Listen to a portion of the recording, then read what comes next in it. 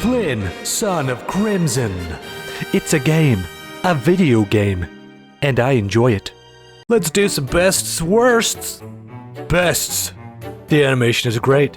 The art is great. The music. The doggo is cute. There are a load of fun combat moves between the different weapons. The levels are classic video gamey in a fun kind of a way. Worsts. The levels are classic video gamey in a got held back in video game school kind of a way. This layout removes the entire feeling of this being a world. It's just a puzzle now. Why are people building homes in the puzzle room? The combat can be a little one note, but I don't want to get stuck talking about the bad things. Every game's got bad things. This game's got a bunch of good things. But what is this game? You start the game as the incarnation of freedom. Then when you feel threatened by capitalist trends and want to wrestle control away from the invisible hand, you turn to the power of communism.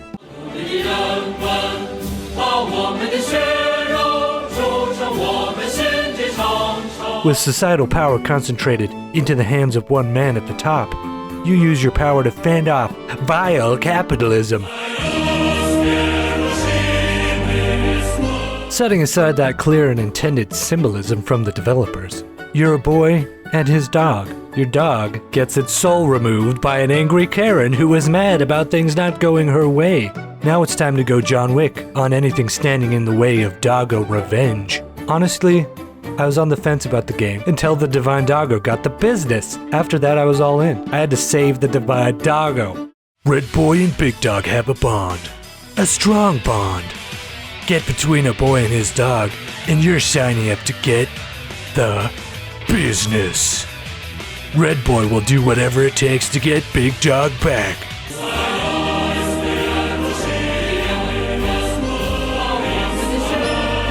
How am I gonna make it through this underwater labyrinth? Fish breathe water, but I breathe air. Red boy, I'm sorry, but there is only one way through. I'll do anything to save big dog. My thoughts contain trace amounts of oxygen. I'll do it.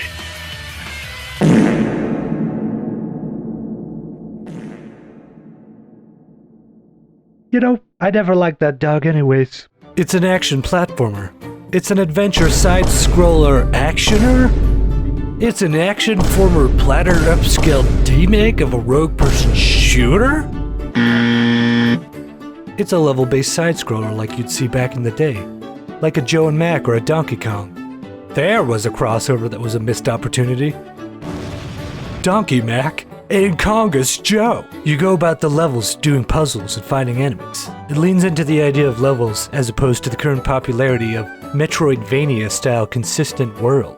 Yes, the level thing does take away from the sense of it being a world, because why are these people building their houses in the puzzle room? According to Wikipedia, the studio switched from doing a Metroidvania to a level-based system during development, which would be a tricky thing to navigate, I'm sure.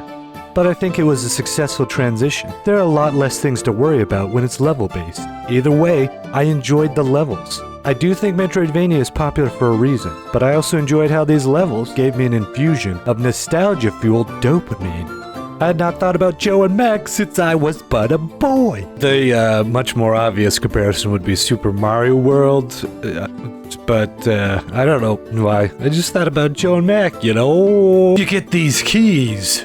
They unlock doors in the previous levels.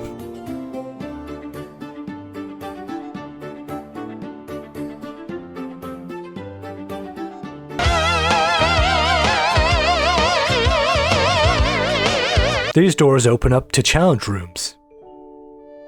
I love challenges. They challenge you.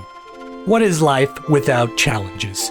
I just don't want financial challenges. Just don't give me those, or relationship challenges. Maybe I don't actually like challenges. I like the character design of this game.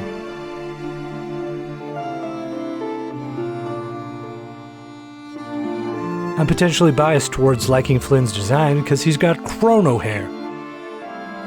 Chrono Trigger is my all-time most favoritist game, and cannot be dethroned even if gaming turns into the Matrix. I'll be a grandpa when that happens, complaining about how the Matrix has nothing on Chrono Trigger. You kids and your newfangled graphics plugging straight into your brain. This ain't got nothing on Chrono Trigger. The doggo is designed well. The antagonist is designed well. The enemies are designed well. Look at how much freaking charm these axe guys have. Yes, sir, you look especially nice today. Ho ho ho ho. Have some tea. Ho ho ho. This mushroom man is designed.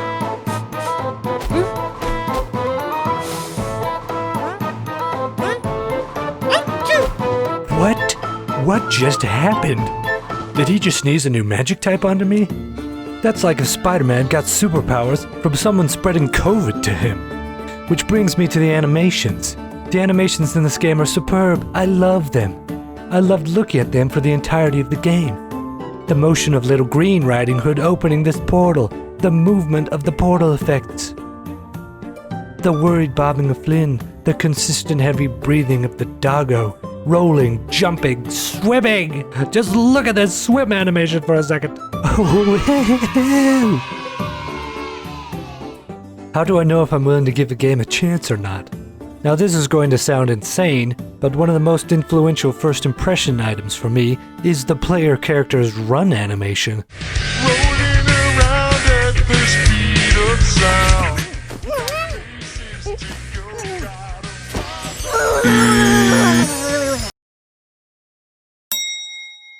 If they have a bad run animation, you could take a game that's a 9 and it would fall to a 7 on the Ben Fred scale.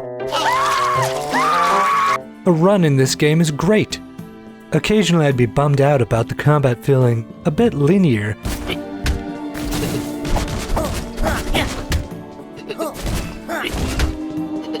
But the feeling of movement and fluidity from these animations kept me hooked.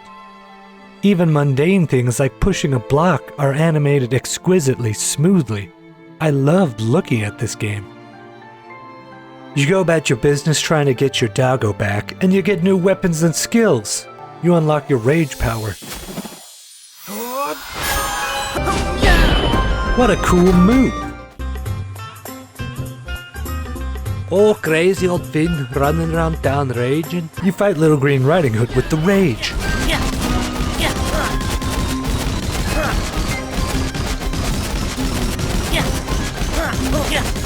I pressed X a lot.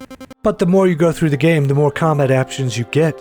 I really enjoy enemies that require you to change tactics.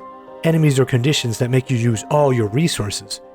Things like use electricity magic to cancel all these guys' shields, or throw a rock at these guys with the crystals on their backs. These kinds of things are awesome. Oh, yeah, this guy is big old Chungus, who can only be hurt by the axe. Nope. Nope, nope, nope. Nope.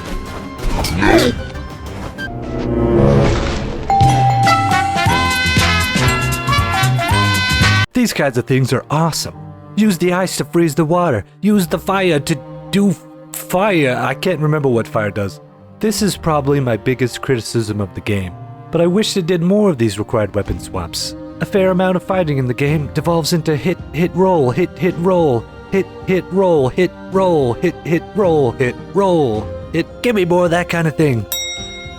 With ionized water and the big Chungus. If they do another one of these, that for me would be the direction to perfection. Throw me in there a guy with a wooden shield who if you hit him with anything but fire, he counterattacks you. Gotta burn his shield out or something. They're stop smoking. Make it so the axe does extra damage to armored enemies until their armor breaks, then switch to claws for more damage versus flesh. Give sword a move where it insta-kills flying enemies. Things like that make it so you're switching weapons, using your resources constantly. Mozart versus pop music. I realize after making this analogy that some people watching will think, I don't want to switch weapons, I just want to pick one and also I love pop music. Okay, here is an example. Ever heard of the DJ called A-Craze? Well, he has a song currently on the radio that has the following lyrics. Bounce with it, drop with it, lean with it, rock with it, snap with it, all my ladies pop your backs with it. Repeated 10 times. This is what the radio is playing. This is emblematic. Of pop music? Oops. There's the occasional subversion of expectations when the last line changes to, "All my fellas, tip your hats with it." Now, I don't want to take away from the original song by the band Cherish. They wrote a whole song with an entire song's worth of lyrics in 2006. Then Acraze decided that the hook was relevant to 2022, so he remixed their beat and got them to repeat that hook 10 times in a row. Instant auditory masterpiece. This is how the fighting feels at times.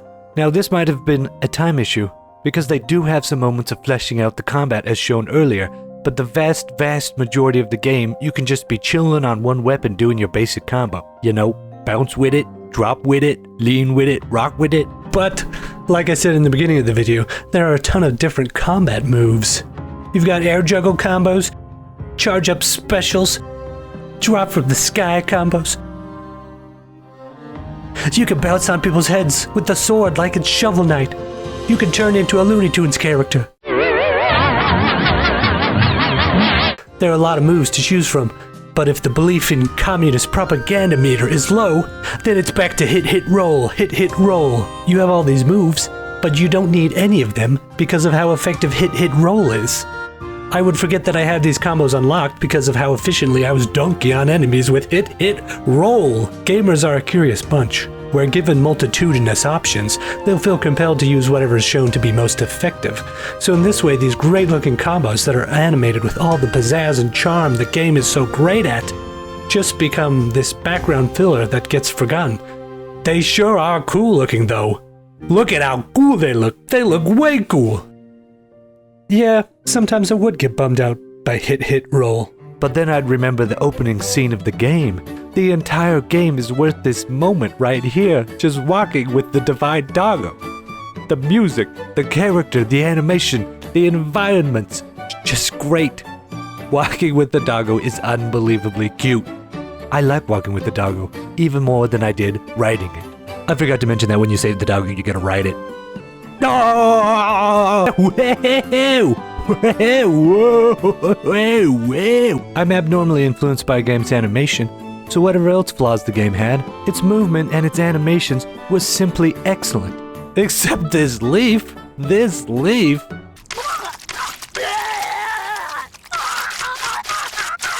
But the variety of weapon skills, the progression of the skill tree, the beautiful aesthetic of the levels, and the impeccable animation really made this game stand out to me. When I saw a trailer for it, I instantly was intrigued because of the caliber of the animation, and I wasn't disappointed a single time, except for this leaf. I'm also abnormally influenced by a game's music, and the music was great in this game. Great music, great animation. It's a good game. Please subscribe. I want to make videos full time and not work construction. Please subscribe.